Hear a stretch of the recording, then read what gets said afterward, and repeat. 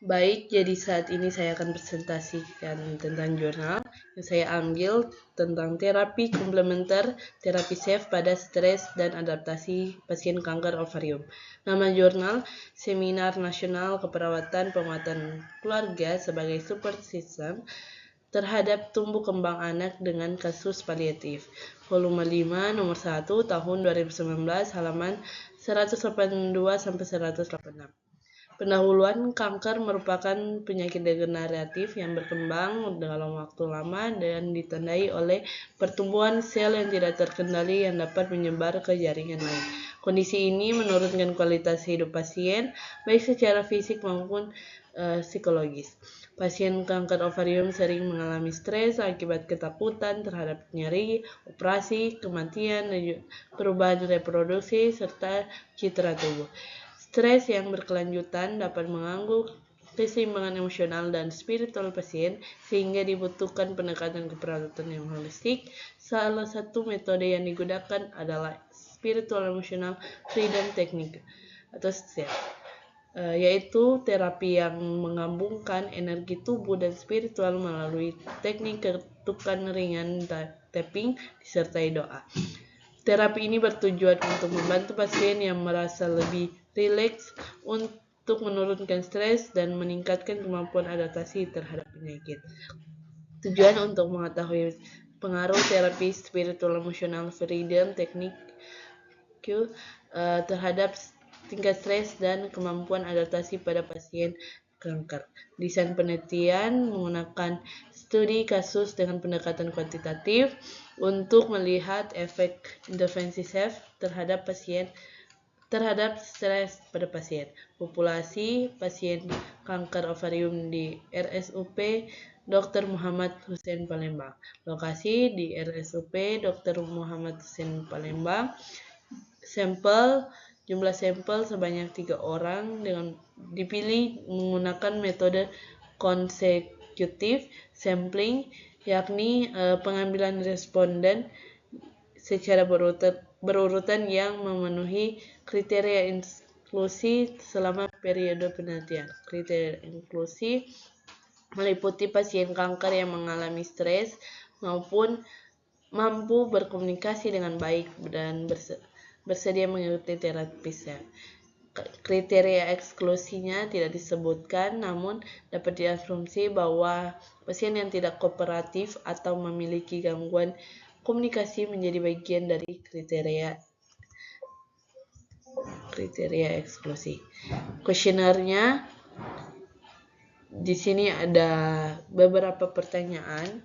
Pertanyaan pertama seperti, saya merasa kesal karena sesuatu terjadi di luar kendali saya. Dan juga saya merasa tidak mampu mengendalikan hal-hal penting dalam hidup saya. Dengan pilihannya tidak pernah, hampir tidak pernah, kadang-kadang cukup sering dan sangat sering. Situ ada skalanya 0 sampai dengan 4. Skornya 0 sampai 4.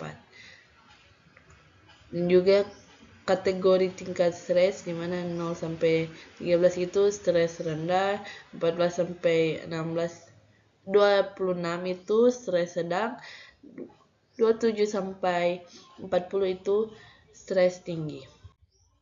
Lanjut pada penata laksanaan, terapi SAFE ini dimulai dengan sesi katarsis di mana pasien diminta mengungkapkan emosi atau perasaan negatif yang sedang dirasakan.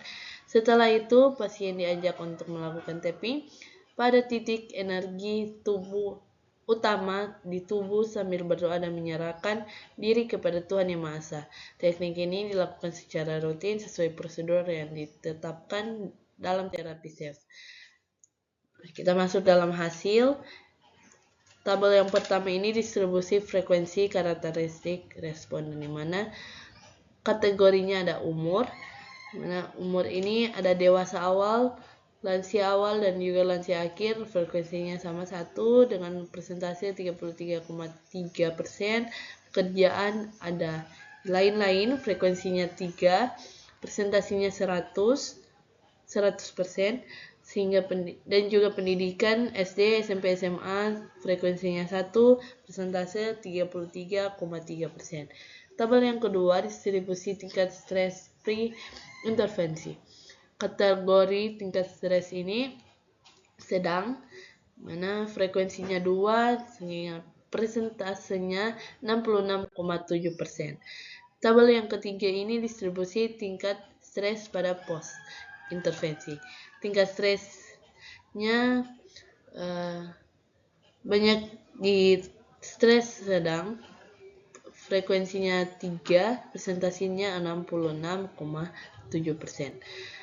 Dan juga di tabel yang terakhir ini perbedaan pada pre dan post, di mana nilai p-value-nya 0,000, dengan artian dengan menggunakan penerapan teori SAFE ini memberikan dampak yang cukup signifikan untuk mengurangi terjadinya stres, sehingga p-value-nya 0,000.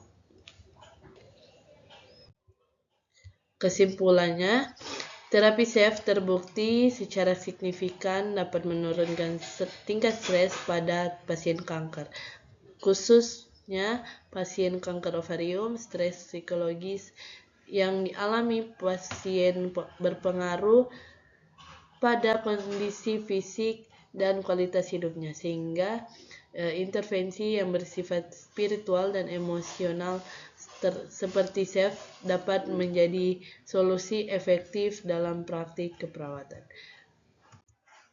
Rekomendasi diperlukan penerapan terapi SAFE secara lebih luas sebagai salah satu intervensi keperawatan non-farmakologis untuk pasien kanker guna menggunakan